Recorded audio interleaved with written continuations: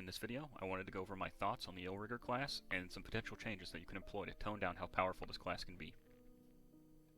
Before we get started, I want to preface this by saying I'm not trying to throw any shade at Matt Colville or his team, because I love their work, but this class is a little notorious for how overtuned it can be in a lot of circles. I did want to say that I have been playing D&D for about 10 years now, off and on, starting with 3.5 and then playing 5e since its release, played dozens of characters, DM'd my fair share of games. And don't get me wrong, I'm not trying to say that makes me the end-all be-all authority on the game and its balance, because it doesn't, but I do have a bit of experience under my belt. If you're not familiar with the Illrigger, or Matt Colville in general, I'm not sure how you stumbled upon this video, but I'm glad to have you nonetheless. To give a very brief job description though, the Illrigger is akin to the Paladin in a lot of ways, just with a whole lot less holy and a whole lot more demons. Heavy armor, big weapons, demonic sigils, things like that.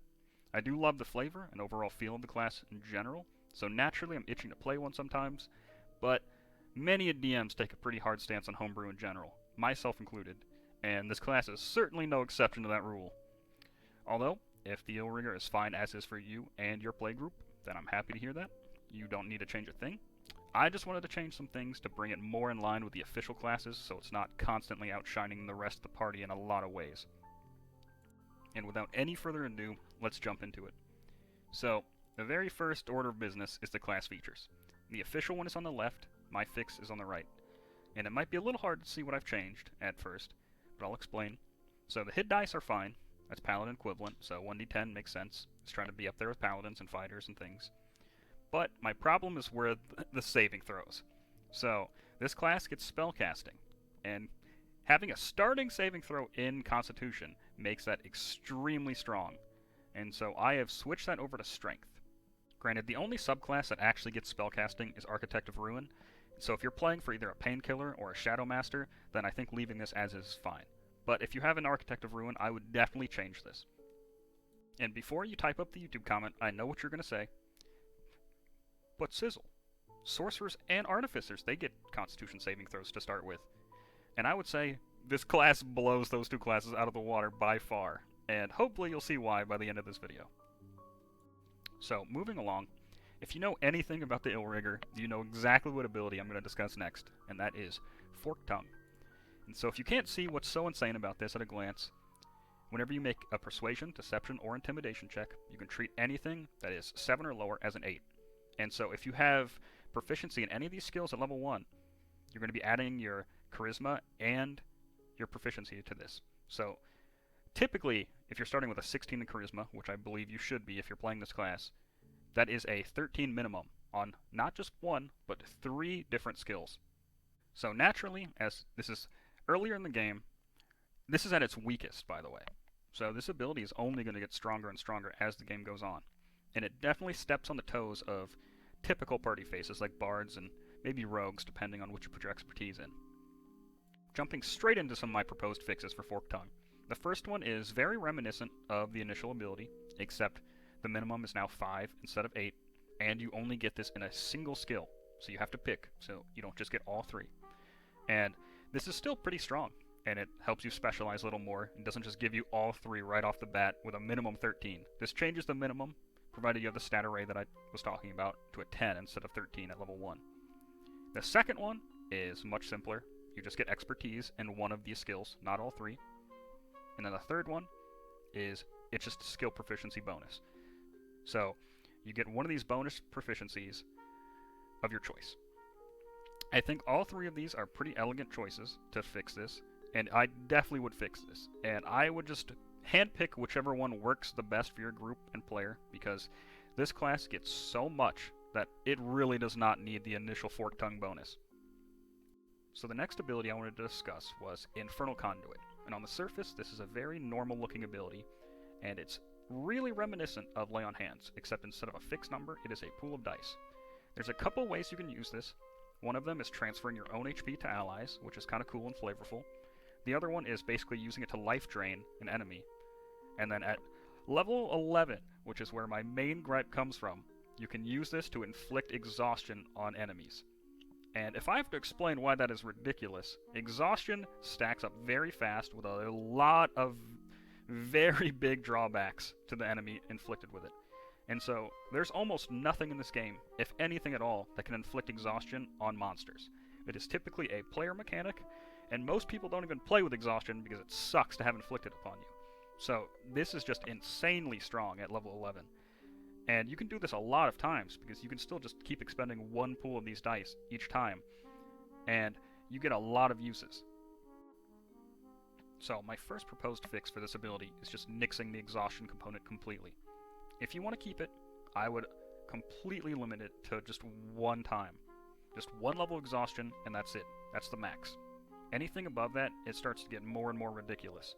And there is a maximum baked into this ability, but 3 is pretty devastating as is. My second and lesser issue with this ability is the temporary HP portion of this. So, if you lifesteal and you get HP exceeding your max, all of that is converted into temp HP. And so, if you have a particularly lucky player, you can get an absurd amount of temp HP, like in upwards of the dozens and dozens if you roll well. And so, I would either just completely get rid of this and have it be a balancing factor that if you just, all that HP is just wasted if you go over your maximum. Or I would limit it to, you can only gain temp HP equal to your level plus proficiency. And onto the fighting styles.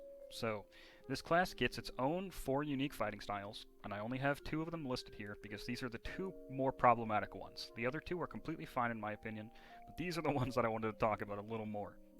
So, the elephant in the room is Lies, and what this lets you do is with a 2-handed melee weapon, you can use your charisma mod for both attack and damage rolls. And this makes the class insanely sad instead of mad. Essentially what it means is that a sad class only really relies on one stat, and pretty much every class wants Constitution as well, but their main stat is what makes them sad. So this would be Charisma in this case, because everything on this class keys off Charisma, and so now that you're also attacking with it, you basically don't need anything else. The only 2 similar abilities to this are Battlesmith Artificer, which you can attack with Intelligence, but that is balanced a little bit more by Intelligence just being an insanely weak stat in 5e, and then Hexblade, of course. If you don't know how strong Hexblade is, and why so many Charisma classes dip into Hexblade, well, do some research. And Hexblades, they can attack with one-handed weapons at level 1, but to use two-handed weapons, that's a 3-level dip for any other class to be able to do that, and then this class gets it straight off the bat for every subclass. You don't need to be a Hexblade and Pact of the Blade specifically, like anyone trying to go the normal route. My main 2 fixes for this ability, and it's probably a little drastic in some people's eyes, I would completely get rid of Lies. Lies just creates so many problems and just launches this class into the stratosphere in power level. I would either get rid of it or give them access to the normal fighting styles that Paladin and Fighter have access to, and just replace the unique fighting styles in general. The last thing I briefly wanted to touch on with fighting styles is Treachery. So it's a pretty unique idea where if none of your allies are adjacent to your target, you gain a +3 to damage rolls. And the most comparable thing to this in the typical fighting styles would be dueling. And dueling has a stipulation that it has to be a one-handed melee weapon, and you can't be holding anything else basically besides either nothing or a shield, because it does work with shields, a lot of people don't know that for some reason. And Treachery works on any type of weapon. And so, I would bring this back in line with dueling if you're going to let it work on two-handed weapons, which deal way more damage in general, and put it at least to a +2 bonus if you're going to keep this in the game. Otherwise, I think it's fine. There's like a tiny stipulation to using it, kind of like dueling, and it works. I'm also working off the assumption that this not specifying weapons or melee weapons in general is going to be something that's going to be FAQ'd, because this working on any source of damage is very strong. So if I was running this and if I was a player, I would pretty much only assume that it's on melee weapon attacks. The next ability that has a lot of criticism and controversy online is Hellsight. So basically, within 60 feet of you, as an action up to your charisma mod of times per long rest, you can sense a creature you can sense the location of a creature that's using either illusions or invisibility. And there's a little bit of confusion whether it lets you actually see them or you just know where they're basically standing. Now, I wouldn't rule it as being able to see them. Some people do, and that's why there's been a lot of controversy online about this. I would just say you know what's square or wherever you're standing in. But again, I do have a problem with this ability, and I do want to see it changed. My fix for this ability is changing it from Hellsight to Hellsense, which essentially, I'm not the best at explaining this ability, but wording things like the proper way that you're supposed to write it in the PHP and things like that. But what this lets you do is detect if someone's using invisibility or illusions near you. So what that means is you can tell if there's like an invisible creature following you, but you don't know where he is. So you can be like, well, there's an invisible mind flare trailing us, but I can't tell where exactly he is. So it still gives you a little bit of awareness, but not the strength of the original ability. Now, another ability that gets a lot of controversy online is Aura of Despair, and for good reason. So, whenever a hostile creature makes any attack roll or saving throw, it must roll a d4 and subtract it from the number rolled, which is very similar to Bane, except it does not get a saving throw at all, like it does against Bane. And just having this on all the time is very powerful, and my biggest problem is it significantly slows down the game. If you're in the middle of like 10 enemies, or if something has like 8 attacks late game, this is causing a lot of slowdown through forcing the DM to roll all these d4s. Now, my proposed fix is making this only work against attack rolls against you, or saving throws against spells you specifically cast on it. So it still doesn't get a save, so it's still pretty powerful, but it only keys off you alone, not all attacks and saving throws from any of your allies and things like that. Lastly, I wanted to say that this is a pretty high level feature, and so I did want it to keep a little bit of its strength, and you could even tone it down further by still giving them a save against either of these effects, even in its changed state. But this is probably the highest level ability I'm going to touch, because I don't play D&D above like level 10 or 12, so I'm not going to get to these like 20 level features that are insane, because especially some of the devil transformations like Painkiller, where you gain 100 temp HP instantly, that's pretty fucking strong. Continuing down the list is the Painkiller's Invoke Authorities. So, essentially what an Invoke Authority is, it's like a channel divinity from a cleric or paladin, just renamed. So it's a once a long rest ability in this case, and almost all of them are universally strong across the subclasses. But I wanted to touch on these first. So Devastator, what it basically lets you do is a number of allies equal to your charisma mod within 60 feet, and you can all use a reaction to make one attack. So this ability, in my opinion, is very strong, but it heavily depends on how many marshals you have in the party. Because if you're doing like a 3 or 4 man party, which is pretty common, and you only have like one other marshal, I don't think you're going to get a lot of mileage out of this compared to just using your action to extra attack.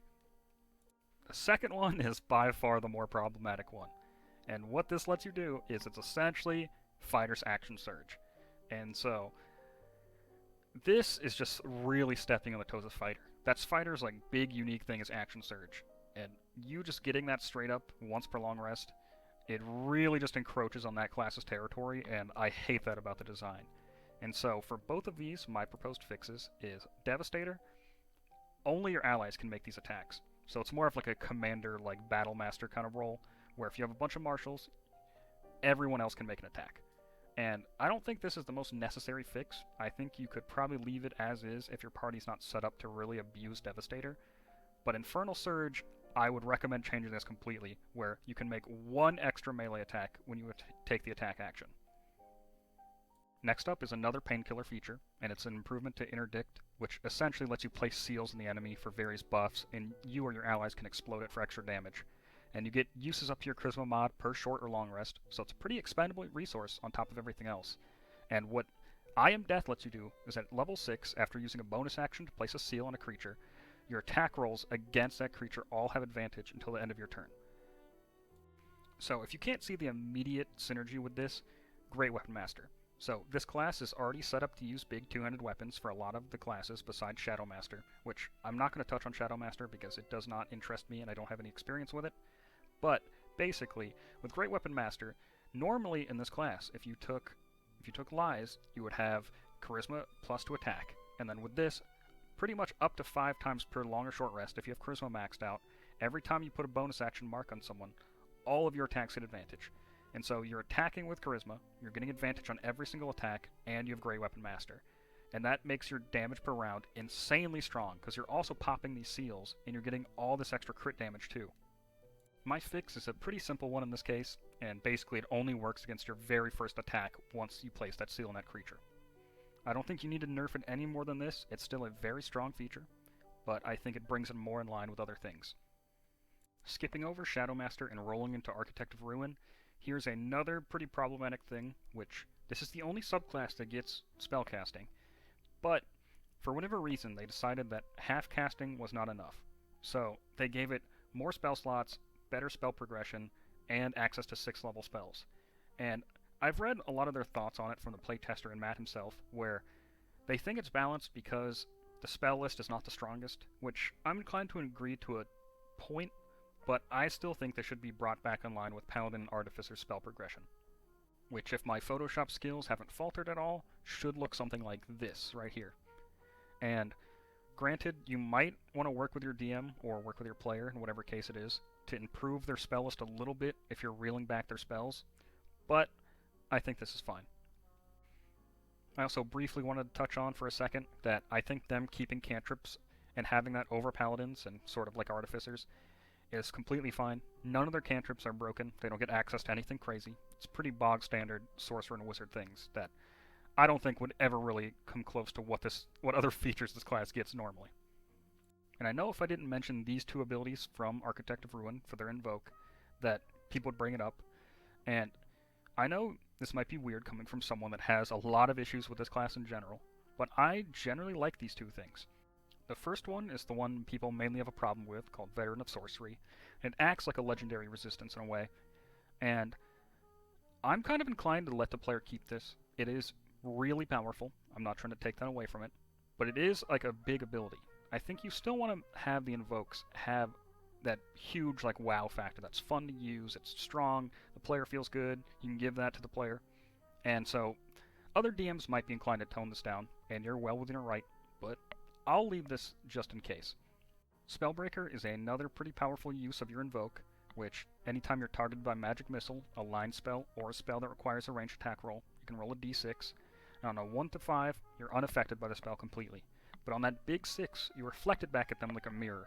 And I think this is a fun moment that will get the party hyped and like cheering, and so I would love to keep this. It's fun to see in gameplay. If you get that 1 in 6 chance, it's a great time. The very last early to mid-game ability that I have a problem with is probably Spellmaster, which you just have advantage on all Constitution saving throws to maintain concentration on the spell, which, if you're any caster, you're very familiar with a feat that does similar things called Warcaster. And so you're essentially getting that benefit, the primary benefit of Warcaster, for free, just baked into your subclass, which any caster would normally have to sacrifice an ASI for. Or if you're like Variant Human or Custom Lineage, you'd have to start with that.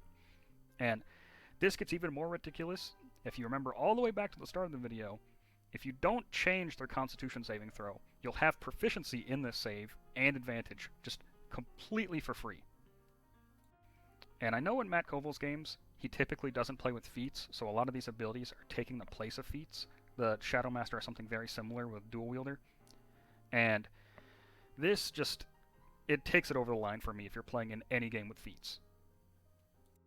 Again, I'm not the best at wording things the proper way, like you should with Homebrew or any rulings, but my change to Spellmaster would be when you're hit by an attack that forces you to make a Constitution saving throw to maintain your concentration, you can use your reaction to expend one of your seals, and you'll gain advantage on all con saves to maintain concentration until the start of your next turn. So you have to expend a resource, and it's only for that turn. It's not just active all the time. And I think that's a pretty reasonable fix, but if you're playing with a game that has feats, you typically might still want Warcaster, and these would override a little bit, or overlap a little bit, but I think it's fine. And that about wraps up my thoughts on the Illrigger. In its current state, I don't really think I'd allow a player to use it, in my games at least, but I do like incorporating them as NPCs or into your world as a flavor thing, which I think is just a really cool use for them, especially as villains, too. And with that, I think the video's gone on long enough. I'd still love to hear what you guys think about my fixes and my thoughts in general in the class. I'd love to have some discussion with you guys in the comments, as long as it's reasonable. I'm not trying to get into any YouTube arguments about playing pretend. And the last shout out I probably have is to Matt Colville himself and the MCDM crew, right about here. And I will link his stuff in the doobly-doo. Bye!